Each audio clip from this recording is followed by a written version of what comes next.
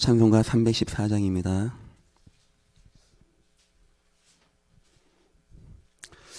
내 구주 예수를 더욱 사랑 엎드려 비는 말 들으소서. 내 진정 소원이 내 구주 예수를 더욱 사랑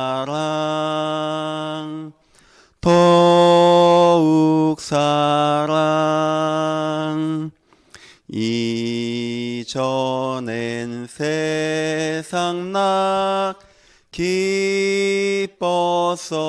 기뻤어도 지금 내 기쁨은 오직 예수. 다만 내 비는 말 내 구주 예수를 더욱 사랑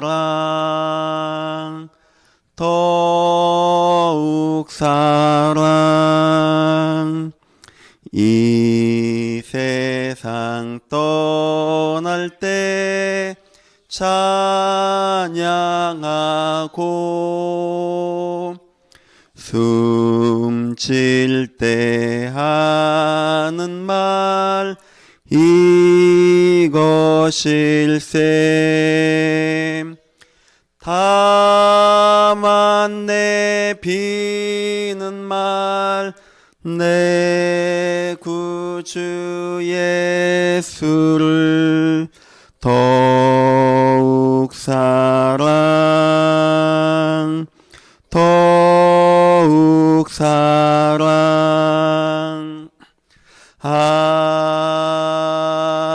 아멘.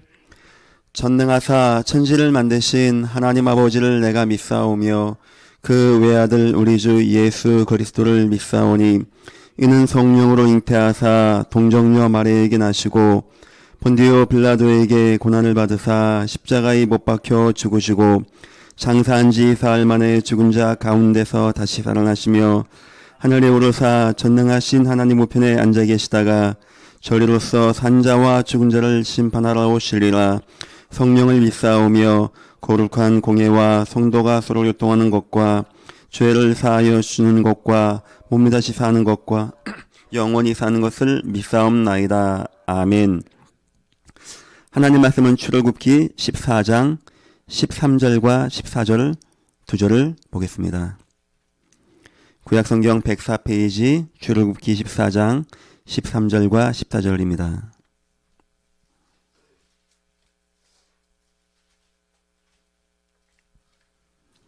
출애굽기 14장 13절과 14절 두 절을 합독하겠습니다.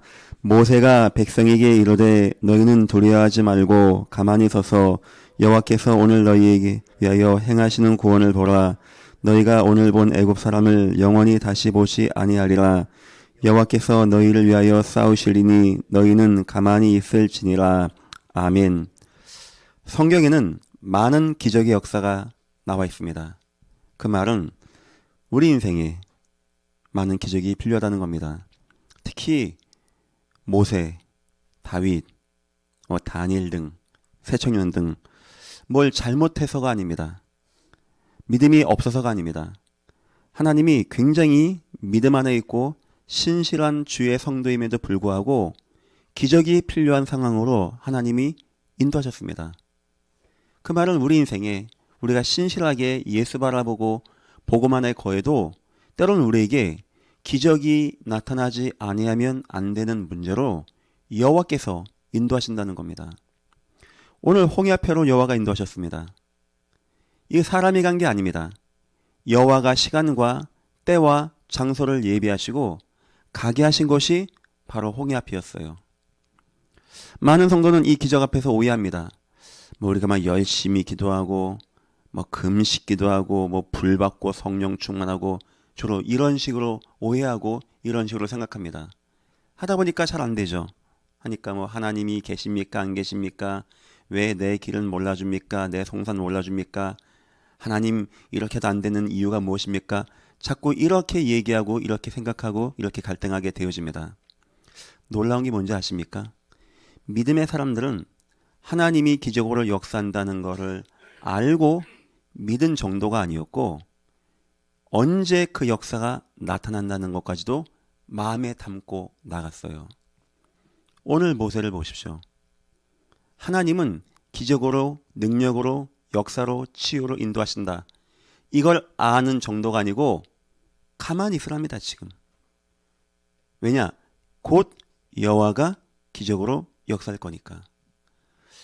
이런 정도의 마음을 가지고 백성에게 선포하고 백성에게 하나님의 말씀을 증가합니다. 그럼 어떻게 알았을까요? 이 사람들은. 성경을 보니까 여호와께서 기적으로 역사하시는 때가 몇 가지 나와 있어요. 여러분의 인생에 위기 사건은 옵니까? 뭔가 불가능한 문제 가운데 나에게 하나님의 큰 치유와 기적이 필요하다 이런 분 계십니까? 기도 많이 될 문제가 아닙니다. 그 문제는 막 금식하고 막 헌금 내고 주여 다 바칩니다. 이래서 될 문제가 아닙니다. 세 가지를 마음에 두고 있어야 돼요. 첫 번째입니다. 언제 기적이 나타났는가? 언약이 막힐 때입니다. 여호와의 언약이 막힐 때 한 번도 예외 없이 하나님은 이적과 기적의 역사로 인도하셨어요. 오늘 현장이 바로 그 현장입니다. 모세가 알았습니다.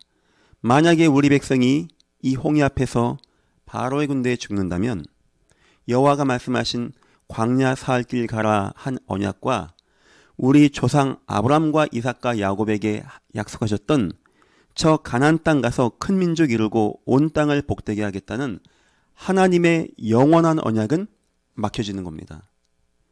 모세는 위기보다 하나님의 언약을 마음에 담았어요. 그 언약 중심으로 살아왔고 언약 중심의 인생이었습니다. 보통 성도는 위기 만나면 언약은 막 날아갑니다. 막 급해져가지고.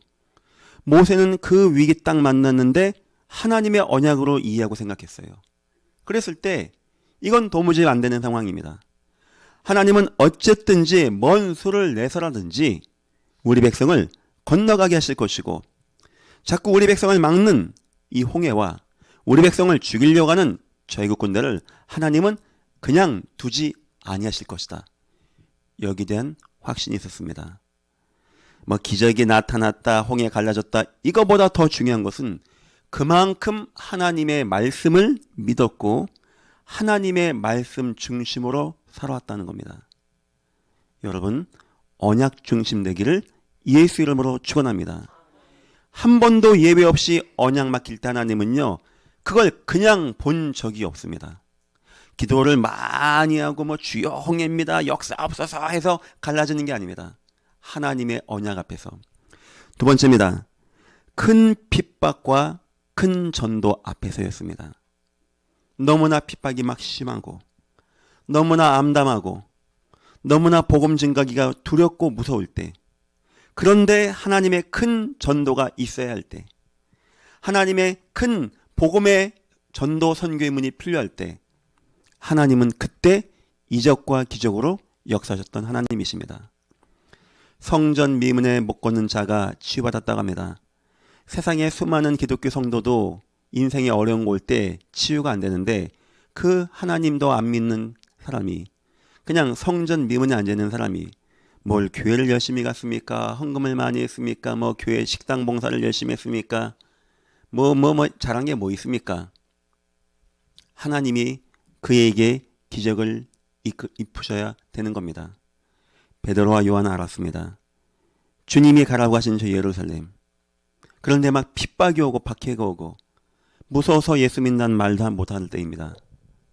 여기서 베드로와 요한은 알았습니다. 이 사람에게 하나님의 계획이 있다. 이 사람 통하여 하나님 역사하신다.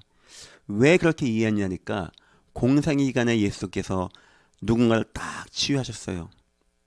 그 사람의 믿음 좋다 안 좋다 상관없이, 그리고 그 사람 통하여 어마어마한 전도의 문을 어두운 때 그 유대교의 핍박 가운데 하셨거든요. 이걸 딱 마음에 가진 겁니다. 그리고 그 예수님이 지금 공생의 때 예수님이 나와 함께하는 것을 믿었습니다. 그리고 외친 겁니다. 은과 금은 내게 없거니와 내게 있는 것으로 내게 주느니 나사렛 예수 이름으로 일어나 걸어가라. 그때였습니다. 버뜩 일어나는 거예요. 그 사람이 뭐 교회를 많이 갔습니까? 뭐 착했습니까? 뭐 선했습니까? 뭘 많이 했습니까? 뭐 헌금을 많이 했습니까? 그런 것과는 관계없는 거예요. 그런 것과는. 어두운 때 큰 전도운동이 필요할 때 저는 우리 은혜학교를 마지막에 생각합니다. 점차 시대가 어두워져요. 암담해집니다. 그런데 하나님은 어쨌든지 하나님의 전도 역사, 선교 역사를 이루어 가셔야 돼요. 그때는 사도행전 3장, 사도행전 8장, 사도행전 19장에 치유하고 회복하는 역사로 인도하실 것이다. 저는 그런 믿음을 가지고 은혜학교를 운영하고 위해서 함께 기도하고 있는 것입니다. 여러분의 인생이 지금 어디 있는가가 중요해요. 무엇 속에 있는가? 언약 속에 있는가? 나는 전도 선교 속에 있는가? 세 번째입니다. 우상과 우상의 재앙이 임할 때입니다. 성경은 굉장히 우상을 강조합니다. 우상 숭배하지 말라고 합니다. 우상이 임할 때, 재앙이 임할 때 하나님은 언약의 백성 통하여 이적과 기적으로 우상과 재앙을 막아내셨던 하나님이에요. 엘리야가 알았습니다. 하나님은 지금 역사하셔야 됩니다. 하나님은 지금 역사할 수밖에 없습니다. 하나님 보시면 역사하시면 감사하고 이게 아닙니다. 생명 걸고 싸웠다니까요. 갈릴리산에서. 그냥 돈 10만 원 내기 이런 게 아니었습니다. 죽고 죽이는 싸움이었어요. 엘리야 혼자 850명의 이방 선지자와 왕과 왕비를 상대로 싸우는 겁니다. 확신 없으면 못 싸우는 거예요. 야, 조롱 가자입니다. 너희 신들이 자나보다 더 시계 크게 불러봐라, 너희 신을. 그리고 이제 엘리야가 때가 됐습니다. 제단을 딱 버려놓고 물 부어라, 물. 왜냐? 확신. 오늘 이 시간 이 자리에 여호와는 나에게 기적으로 역사하셔야 된다. 여러분 얼마나 참 여러분에게 기적 이적 제가 그거 말하는 게 아닙니다. 얼마나 분명한 믿음이었으면 하나님은 오늘 이 홍해를 갈라야 된다.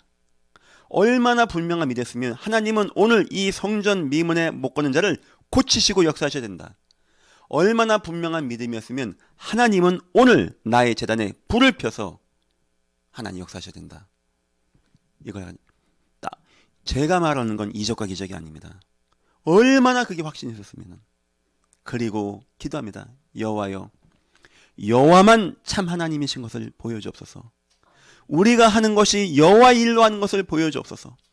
저 우상과 재앙과 저주 가운데 지금 기근과 재앙이 와서 왕까지 정신 나가 미쳤는데 사람들은 기근이 와서 도산에 빠져 죽어가는데 여호와여, 이때 이 암담한 때 우상의 때 여호와여, 여호와가 살아계심을 보여줘야 할 거 아닙니까? 그 기도를 들은 여호와의 마음이 어떨까요?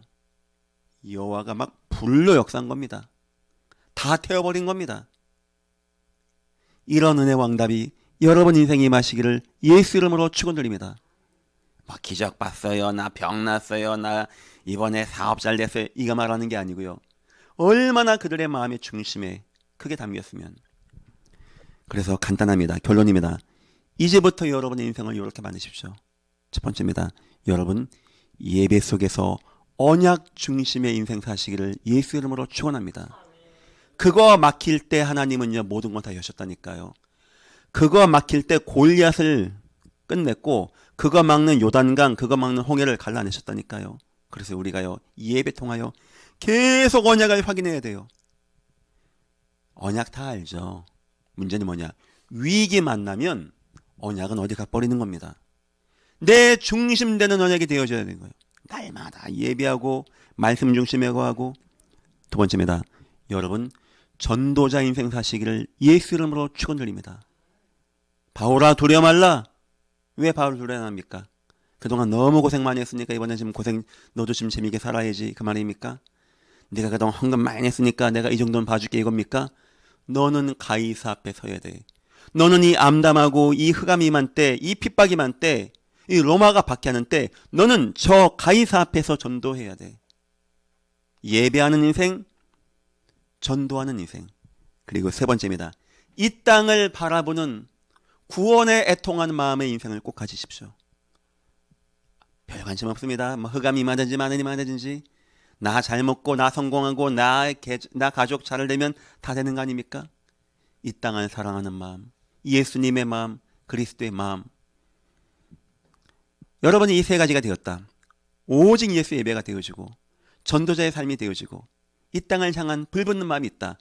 그런데 여러분의 인생에 위기가 왔습니까? 살아계신 하나님께서 기적으로 역사하시기를 예수 이름으로 축원합니다. 기도하겠습니다. 하나님 감사합니다. 믿음의 일꾼들은 기적을 바라는 정도가 아니고 하나님이 역사하셔야 된다는 것을 알 정도로 굳건한 믿음 가운데 있었습니다.